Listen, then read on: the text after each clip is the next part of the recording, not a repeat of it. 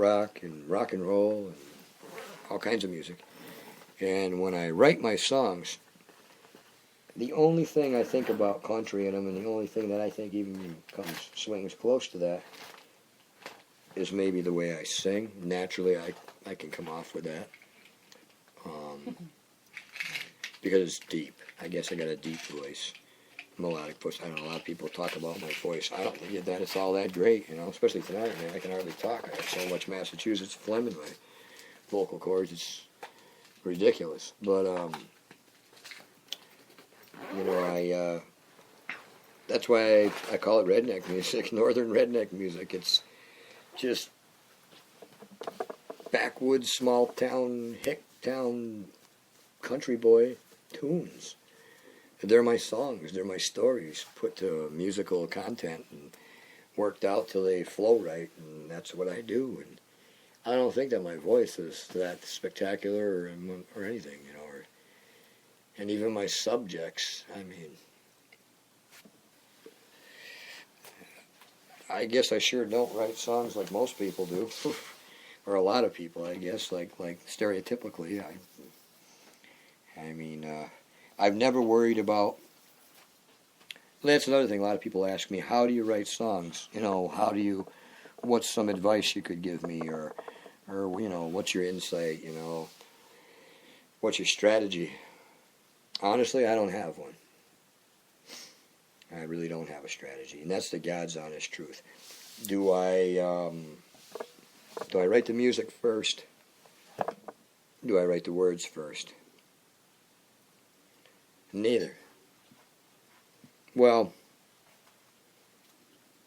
I've heard some people say they use the music first as a canvas and then drop the words on top and the story. Well, I guess earlier on I was doing that, and I still kind of do that. I guess it's safe to say that it's better to have a musical idea, because writing music to your words, I can't do it, And I've talked to some famous people that kind of don't even go about it that way either, So, but I'm sure there's people that do. So I think it's really what works for you. Songwriting for me is, I have so much stuff in my head, so many stories to tell, as I've already said before, that I'm never at a loss for an idea or a feeling. And I find it very easy to put myself into the emotional feel and aspect. I feel my songs as they come out, and I guess that's what's so appealing to people. I've heard people say, "Oh my God, you sing it with such compassion, and you sing it like it's the first time you ever did it. Like, even when I'm having a bad night and I don't feel like singing and I feel like third and I think I'm doing terrible, people are like, oh, no, it was great." And maybe that's the way they're perceiving it. Maybe that's the way you guys do perceive it. But in all honesty, I don't. But I usually write my songs sheer off of impulse. They come from the best songs I've got were partially written right at a show or in the living room when a buddy was over and I was just showing him how this guitar sounded or a certain part of a certain song, and then all of a sudden I go into a tangent and then I get a feeling and I'm in that mental spot or spiritual spot, and bang, There's never a lack of a story like Sinners and Saints. I literally wrote that whole song word for word. And that's why another thing, some of these songs are solid, but I have a handful of them that they're all subject to change. And I consciously try not to do them the same every time, or I add I leave them open where I can play around and I can be loose with them, but yet still stay with the same focal point that I'm trying to do with the song, and same chorus lines and same hooks, because that's inevitably what makes the song. But I'm not really all that hell bent on keeping it all the time. So like Sinners and Saints. sitting on a guitar stool in a tiny corner bar. And there was a ton of people around. It was a good night. I was playing. I just finished the song, and I just hit a chord. Bang, and the chord sounded good. And I had an idea, and I just went with it. And some of these things, they just come out of nowhere, and then they're golden. And some come out of nowhere, and then I'd never remember them again. And then there's songs that are, better well kept on the record only because they just don't fly in a live situation. Like some of the more intimate stuff I do, like Pray, songs like that. I mean, I'll do those in certain live settings, but generally speaking, you don't go over too good in the bars, even if you can do slow ones, because stuff gets washed out. There's too much going on, too much distraction. So, I shy away from those. But as far as writing, I don't really have a formula. I do and I don't. I write them together. Sometimes I have words, but I don't think of those words as in the song thing. I just kind of keep them here, and that's the subject, or there'll be a hook. But the hook, if you have a hook, then you have to have all the stuff leading up to the hook, and everything keeping the story interesting.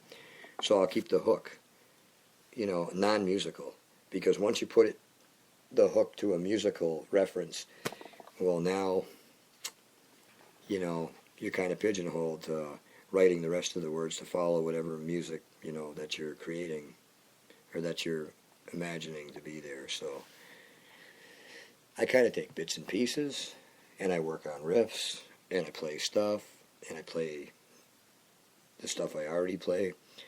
I mess around. I go through life. I pull up thoughts, pull up memories, things that happen, stories. And then hooks, and I keep the hooks, and then I just kind of throw it all together. Sometimes I write it all together, music and words all in one, from all these different bits and pieces of stuff that's just been kind of stored on the shelves inside my brain, and then I go from there. So, yeah, it might sound ludicrous, but that's how I write my songs. And it's worked so far for me, and people seem to dig it. I dig it, and I love it. That's why I do it, So, I hear these lights making weird noises behind me. Yep. And you know what? I'm going to have some more of that turkey before I go down. You could turn into a turkey. Oh, that was good. There's nothing like home-cooked turkey. Oh, God, Except for that stuffing that's got a little extra sage in it. That's going to be a bit of a bummer. What?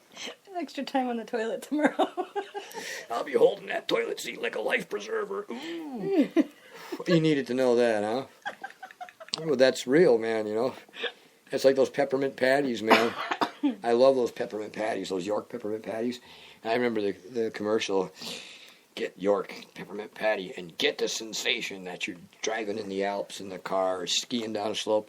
So I walked in the friggin' 7-Eleven one night. There's this old lady working in there. And Lori's like, you want to get something else real quick? Get what you need. And I go, yeah. And I still go up to the thing, and I grab this peppermint patty. I throw it on the counter. And the lady goes, okay, that'll be $1.79 or whatever. I go, wow. And I go, well, I guess it's worth it. I go, I want to get the sensation. I go, but you know what? I go, it isn't like you're going down the ski slopes in the Alps. I go, tomorrow I'm going to have a different kind of sensation when I'm hanging on that toilet bowl for dear life. And she's like, oh, chocolate bother you? I'm like, oh, my God. You know what I'm happy about? Russell Stover's has these little bags of sugar-free candies. Yeah. And they taste just like they have the peppermint patty one. And you can have like 2 or 3 of them for 15 grams of carbs. I just love it. That's cool. And Splenda and artificial sweeteners is a blessing because I love sweet stuff. What are those things? Ice cream, too. I love ice cream, man. Even the cheap stuff those kind on a stick. Oh, they got one. It's chocolate, chocolatey Eclair, and the toasted almond bars. Now those Is it good rule. humor? I don't know. I like. Or is it Hood? I like Hood. I Hood. like. Yeah. They both make them. And they have the other one there. What is it? Cherry raspberry. It's like a white. It's red speckles. It's got penicillin rash. What the heck is that? On a stick. You just lost me. I don't know. Was it strawberry shortcake? Yeah, that's it. Yes. Oh, that's it. Yeah. Yeah, that's pretty good too. Yeah. Yeah, I like that ice cream. Yep, I like that. I like that garbage quick. Instead of eating that, I eat my Greek yogurt, and sometimes I freeze it and make myself frozen Oh yogurt. man, I'm telling you, if I got diabetes, I'd be I dead. have to find creative ways of I would of literally changing be my diet. dead because I don't like taking medication, man. They got some really great I really like cherry eating what I want. Greek yogurt. I better move my guitars back. Of course, before nuts I are trip good too. over If you're not one. allergic to nuts, nuts are really good. Cashews. Yeah, I'm not gonna play more pistachios. music tonight. Yeah, I'm done. I'm getting kind of I'll beat. piss and off all the if- neighbors. If we don't go to bed soon, Santa Claus won't come. Santa Claus. He's gonna leave. He's me already alone making for his deliveries. coal. Whoa! Shoal? What just happened here? I almost The bottom just tweaked up. Whoa, that's not good at all. I We're almost dumped my SJ. That wouldn't have been good.